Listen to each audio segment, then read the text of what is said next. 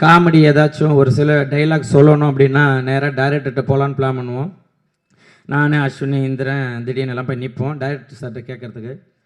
அவர்கிட்ட போய் சார் இந்த இடத்துல இதை போகலாமனுவேன். அவர் இப்படி கண்ணாடி மெல்லமாக கழட்டி அப்படி ஊதுறன்னா இந்த டைலாக் நல்லா இல்லை, இது வேண்டாம் அப்படின்னு மெல்லமாக போட்டுப்பார்.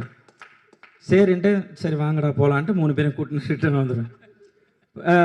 நான் போய் சார்ட்டு சொல்லுவேன், கோகுல் சார் ப்ரொடியூசர்லாம், ஐயா என்னங்கய்யா இது சரிங்க பாருங்கள் அவர் கண்ணாடி கட்டினாரா போட்டுருந்தாரான்னு.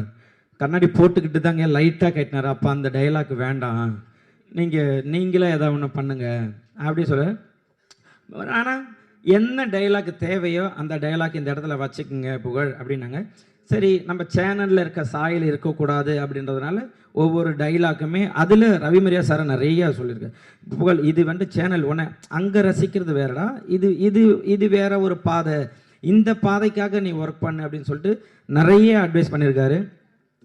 வின்சென்ட் சார் எல்லாமே பார்க்குறதுக்கு ஐயோ வில்லன் வில்லன் வில்லன் அப்படின்னு இருக்கும். கிட்ட போய் பழகினா தெரியும் அவ்வளோ ஒரு குழந்தை மாதிரி. அப்படி ஹாய்ங்க அவர் பேசுறதே பொறுமையாக இருக்கும். நம்ம தான் இதில் தான் டிவியில் பார்த்தா டப்பிங்கில் தான் அப்படி பேசுகிறாரு. உண்மையிலே அவர் குழந்தை மாதிரியே பேசுவார்.